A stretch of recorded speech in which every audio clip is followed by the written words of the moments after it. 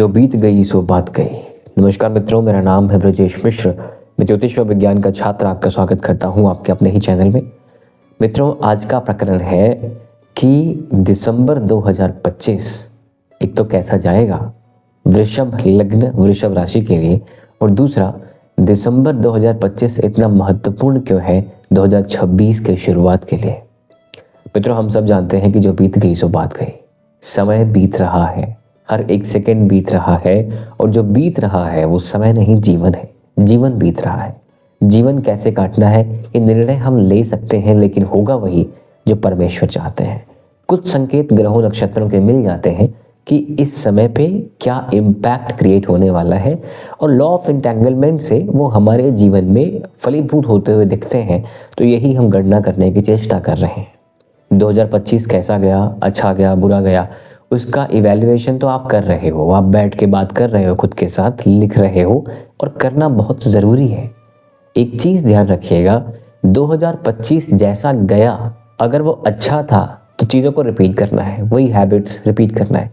अगर बुरा गया तो कुछ तो चेंजेस लेके आना पड़ेगा, और चेंजेस लेकर के आने के लिए 2025 को करीब से इवैल्यूएट करना बहुत इम्पॉर्टेंट है। क्या ग्रह नक्षत्र आए थे और उनके ग्रह नक्षत्रों के आने पर क्या क्या चीज़ें हुई थी, अगली बार जब वो आएंगे तो क्या क्या होंगी, और पिछली बार आपकी अप्रोच क्या थी। सबसे ज़्यादा इम्पॉर्टेंट ये है आपकी अप्रोच क्या थी। जब शनि मार्गी हुए, जब शनि वक्री हुए, जब शनि ने गोचर किया, तब क्या हुआ था आपके साथ, और आपने कैसे इसको डील किया। ये अनुभव बहुत ज़रूरी है आने वाले समय के लिए। जब सूर्य का गोचर होगा, जब मंगल का होगा, जब शुक्र का होगा, जब बुध का होगा, कि जब बुध ने ऐसा किया तो फिर मैंने क्या किया, और जब मैंने किया तो रिजल्ट क्या आया। सिमिलर अप्रोच यहाँ पर रखनी है, और बेटर अप्रोच यहाँ पर रखनी है, तभी जा कर के हम टाइम को और रिजल्ट को मैक्सिमाइज कर सकते हैं। मित्रों, ये समझते हैं कि क्या क्या ये दिसंबर आपको देने वाला है। ये इवैल्यूएशन तो आप करते रहेंगे, और बेहद ज़रूरी है करना, क्योंकि 2026 में 1 जनवरी से कुछ नहीं होगा। वो बस एक डेट बदलेगी, है ना। जो होना है वो आज होगा, अभी होगा, तभी तो तब तक हैबिट बिल्ड हो पाएगी। अगर हैबिट बिल्ड करना है तो 1 जनवरी को नहीं बनेगा, वो आज बनना चाहिए। पैटर्न आज से शुरू होना चाहिए, तब आप जाके नए साल की शुरुआत एक नई हैबिट से कर पाओगे। तो आज हम बात कर रहे हैं वृषभ लग्न वृषभ राशि 2025 का ये अंतिम महीना क्या देके जाने वाला है। फर्स्ट ऑफ ऑल, आप काफ़ी सारा टाल मटोल भी कर रहे हैं, खुद के साथ सेल्फ टॉक भी कर रहे हैं, वो तो अच्छा है, ठीक है। लाभ भावस्थ शनि अब मार्गी हो गए। शनि लाभ वाले भाव में मार्गी हो गए हैं, तो जो लाभ में व्यर्थ की रुकावटें आ रही थी वो हटेंगी। व्यर्थ की रुकावटें का मतलब आप समझते हैं मित्रों, एक तो होता है कि भाई काम कैसे होना है पता ही नहीं। दूसरा यही कि काम होना है पता है, एफर्ट डल चुका है, रिजल्ट पता नहीं क्यों कट जा रहा है, बार बार अभी आना चाहिए, ये डिले हो रहा है। तो ये लाभ भावस्थ शनि मार्गी हो गए हैं, तो पैसों को लेके, इच्छाओं को लेके, डिजायर्स जो आपकी हैं कि ये होना चाहिए वो होना चाहिए, व्यर्थ की रुकावटें अब ऑटोमेटिकली कम होंगी यहाँ से, ठीक है। यही शनि आपके फर्स्ट हाउस को देखता है, आपके स्वास्थ्य को देखता है, आपके मानसिक स्वास्थ्य को देखता है, आपके आचार विचार, स्ट्रेस, एंजाइटी को देखता है, आपके चंद्र को देखता है। तो जो मानसिक विकार, आदतों को लेकर, हैबिट को लेकर, लथार्जी को लेकर, प्रोक्रेस्टिनेशन को लेकर, टालमटोल करने की आदत को लेकर, बैड फिटनेस को लेकर, बैड डाइट को लेकर, बैड रूटीन को लेकर आप यहाँ पर लास्ट 4-5 महीनों में फेस कर रहे थे, अब आप यहाँ पर भी सुधार देखने वाले हैं। शनि एक स्लो चलने वाला ग्रह है, इसलिए सडन चेंजेस तो नहीं है, सुधार है, इतना ज़रूर कहिए। शनि का फर्स्ट हाउस के साथ साथ यही शनि आपके पंचम भाव को भी देखेंगे, जो कि स्टॉक्स से लेकर, बिजनेस से लेकर, एक्सपोर्ट इंपोर्ट से लेकर, डिजिटल चीज़ों को लेके ये रिप्रेजेंट करता है। और ये शनि मार्गी होने से आपका ये भाव भी ठीक होता हुआ दिख रहा है।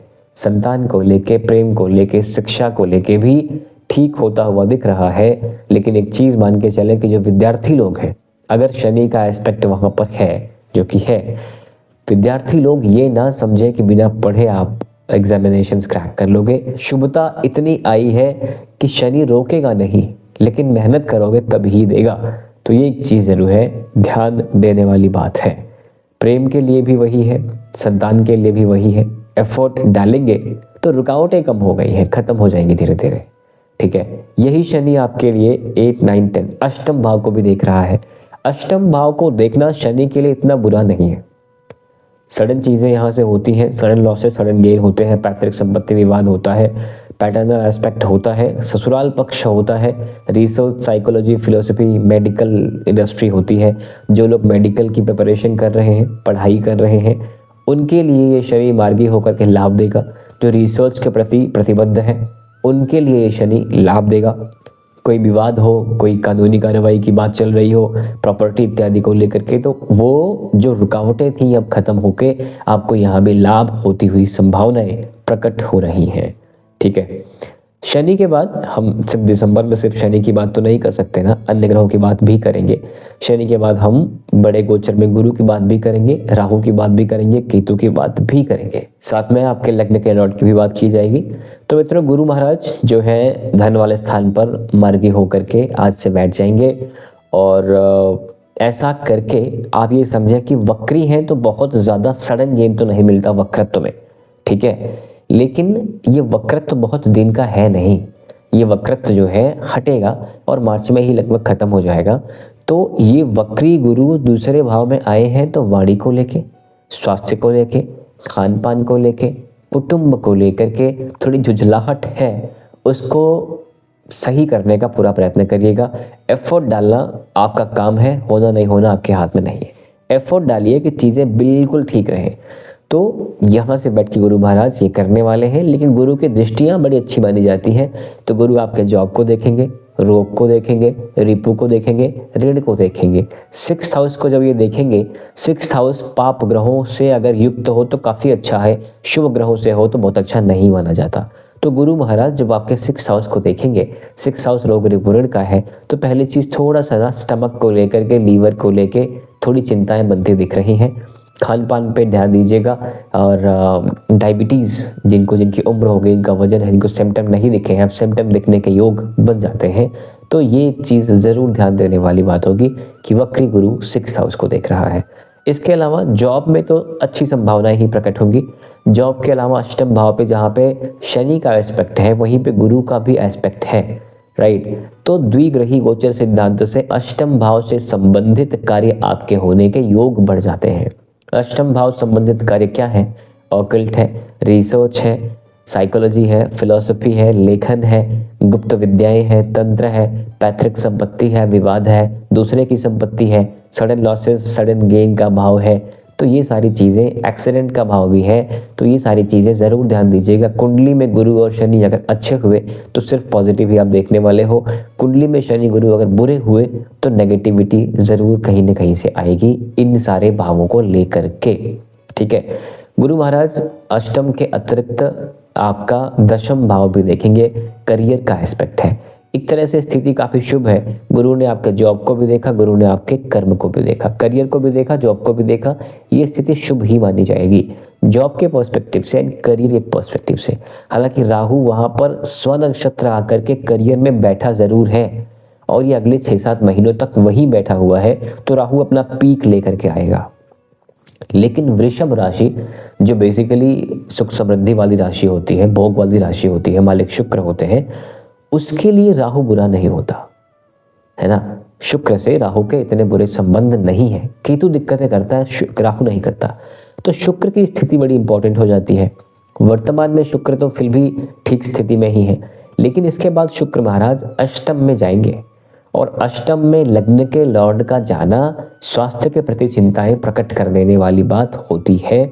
ऊपर से यही शुक्र शादी वाले घर के बाद अष्टम में जा रहे हैं, सप्तम से अष्टम में जा रहे हैं, तो वहाँ भी थोड़ी चिंताएं ज़रूर बन जाती हैं। तो इसलिए जो बेसिक एसेंशियल चीज़ें हैं उसका बहुत ध्यान दीजिएगा। कैसे आप फाइट को एलिमिनेट कर सकते हैं, कैसे आप छोटी छोटी बातों पे फ्रस्ट्रेशन को साइड करके अपने संबंधों को बचा सकते हैं, वो ज़रूर ध्यान दीजिएगा। उसके बाद केतु की बात करें, केतु 4th हाउस आके बैठे हुए हैं। मित्रों, केतु का 4th हाउस आना बहुत शुभ संकेत नहीं है आपके सुख भाव को लेकर के, आपके अपने घर को लेकर के। स्थान परिवर्तन के योग बनाता है ये केतु। माता के स्वास्थ्य में कुछ न कुछ दिक्कतें करने के योग बनाता है ये केतु, ठीक है। तो 4थे भाव में बैठा हुआ केतु आपके करियर को भी देखेगा, आपके विदेश भाव को भी देखेगा, आपके व्यय भाव को भी देखेगा, हॉस्पिटल भाव को भी देखेगा और यही केतु आपके अष्टम भाव को भी देखेगा। गुरु का एस्पेक्ट, केतु का एस्पेक्ट, शनि का एस्पेक्ट। जो लोग स्पिरिचुअली अवेकन होना चाहते हैं या कोई प्रैक्टिस कर रहे हैं, इससे अच्छा समय केतु, गुरु और शनि तीनों संत बनाने वाले वैराग्य कारक ग्रह अष्टम भाव को देखें। गुप्त विद्या यहाँ पर जागृत होनी ही होनी है। किसकी होनी है? जो इस क्षेत्र में है। सबकी नहीं होनी है, सबका थोड़ा थोड़ा इंटरेस्ट बढ़ सकता है, होनी तो उनकी ही है, राइट। तो ये बहुत बेहतर समय है जो लोग इस तरह की प्रैक्टिसेस में इन्वॉल्व हैं उनके लिए। और यही केतु जब करियर को देखेगा, यही केतु व्यय भाव को देखेगा। स्वास्थ्य की दिक्कतें हम पहले डिस्कस कर चुके हैं। इररिलेवेंट ट्रैवल भी हैं, विदेश यात्रा के योग हैं, और सिर्फ विदेश यात्रा के ही नहीं, नौकरी में और घर में स्थान परिवर्तन के योग ये केतु बना के दे रहा है। महीने के मध्य में महाराज सूर्यदेव अष्टम गोचर कर रहे होंगे। अष्टम सूर्य मतलब अष्टमेश का दोष तो नहीं लगता, लेकिन अष्टम का दोष जरूर लगता है। चौथे घर का मालिक जब अष्टम में जाए, माता के भाव का मालिक अष्टम में जाए, सुख भाव का मालिक अष्टम में जाए, तो वो लगभग 1 महीने के लिए थोड़ी स्थितियाँ तो बहुत ज़्यादा अच्छी नहीं रहेंगी। बड़ी गुप्त भावनाएं यहाँ प्रकट हो सकती हैं। ध्यान क्या देना है मित्रों? देखिए, आपको ध्यान देना है अपनी एनर्जी पर, अपने स्टेमिना पर। जितना ज़्यादा कर्म कर सकते हैं, शनि का फर्स्ट हाउस पे एक्सपेक्ट है, आपके स्वास्थ्य पर है, लथार्जी आलस देने वाली भाव पर है, ठीक है। जितना ज़्यादा एनर्जी स्टेमिना आप प्रकट कर सकते हैं, उतना ही काम अच्छे से होगा। हालांकि एनर्जी स्टेमिना के बहुत अच्छे योग नहीं हैं, खाली खाली सा कमज़ोर सा फीलिंग आ सकती है, ठीक है। वाटर इनटेक बहुत इंपॉर्टेंट है। वाटर इनटेक एकदम से परफेक्ट रखिएगा, कम रखेंगे तो डिहाइड्रेशन और मानसिक रूप से आपको पीड़ा होगी, या हेडेक कह लीजिए, माइग्रेन के भी सिम्टम आपको दिख जाएंगे। इसलिए बॉडी को हाइड्रेट रखिए, चंद्रमा को बैलेंस करिए। क्यूरियोसिटी आपकी बढ़ने वाली है, क्या होगा क्या नहीं होगा, आपकी जिज्ञासा बड़ी प्रबल होने वाली है। मेंटल कंफर्ट जो है थोड़ा सा उसको ज़रूर ध्यान दीजिएगा। हालांकि कॉन्फ्लिक्ट आपके सिर्फ आपके साथ ही नहीं, सेल्फ टॉक के साथ ही नहीं, आपके विवाह में, आपके परिवार में भी ये चीज़ें दिखने वाली हैं। हालांकि प्रॉफिट वाला भाव, लाभ वाला भाव जो है वो ठीक हो जाएगा, क्योंकि शनि वक्री से मार्गी हो गए हैं। लेकिन जो कुछ आपके विरोधाभास चल रहे हैं खुद के साथ, उस पर ज़रूर ध्यान दीजिएगा। मेंटल ब्लॉकेजेस काफ़ी सारे हैं, उस पर भी ज़रूर ध्यान दीजिएगा। करियर को लेकर के जो बदलाव की स्थितियाँ थी वो अभी भी हैं। हेल्थ को लेकर के भी कुछ चीज़ें छोटी मोटी सामने आ सकती हैं, तो वो भी है। इम्यूनिटी पे कमज़ोरी, मतलब कुछ भी जल्दी से पकड़ लेने वाली बात रह सकती है, तो इम्यूनिटी कमज़ोर ना होने पाए। साथ में सर्दियों का मौसम है, तो कुछ ऐसा डाइट जो आपके लिए बहुत बेनिफिशियल हो, उसको भी कंज्यूम करने का ज़रूर ट्राई करिएगा। पैसा जो है खर्चा होगा, इलेक्ट्रिक चीज़ों पर भी पैसा खर्चा होता हुआ दिख रहा है। एक्स्ट्रा एफोर्ट डाल करके ही आप पैसा बचा पाएंगे, अदरवाइज़ खर्चे होंगे। तो साथ में इमोशनल इम्बैलेंसेस के कारण थोड़ी बहुत समस्याएं आपको फिर भी होने वाली हैं। सो अगर मैं इसको समअप करूं, स्वास्थ्य को लेकर के थोड़ी चिंताएं, धन को लेकर के मिलीजुली, पुरुषार्थ पराक्रम, मूड बनेगा तो बहुत सारा काम किया जाएगा, अदरवाइज आलस आएगा।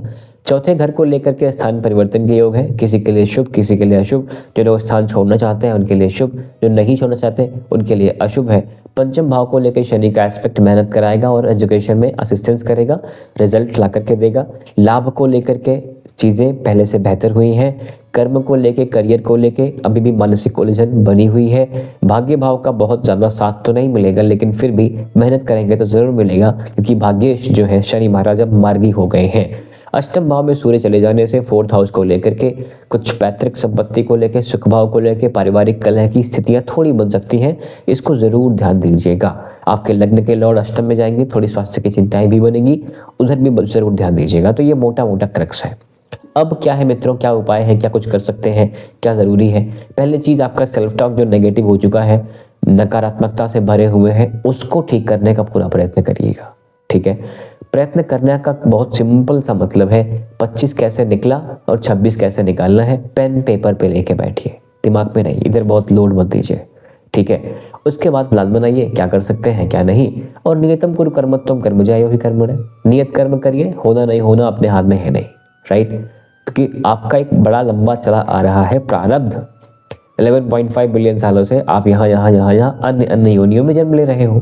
बहुनि में व्यतीतानि जन्मानि तव च अर्जुना।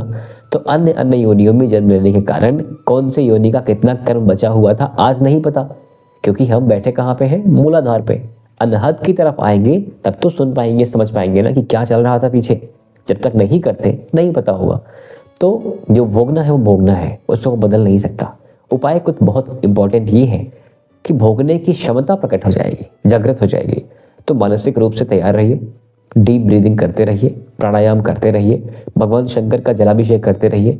शुक्रदेव को भगवान शंकर ने बड़े बड़े आशीर्वाद दिए हैं, आपके लग्न के लॉर्ड हैं। आपको भी भगवान शंकर की पूजा करने से बहुत लाभ मिलेगा। राहु केतु से पीड़ित हैं अगर, कर्म को लेके, स्वास्थ्य को लेके, माता को लेके, तो गणेश जी की आराधना शुरू कर दीजिए, उनको मोदक चढ़ाया करिए, ठीक है। साथ में शनि के उपायों के लिए अगर देखा जाए तो गरीबों की मदद करना, बेजुबानों की हेल्प करना, मांस मदिरा का त्याग करना बहुत शुभ रहेगा। आपके सपोर्ट के लिए बहुत बहुत धन्यवाद। मिलते रहेंगे आने वाले वीडियोस में, तब तक के लिए जय सिया राम।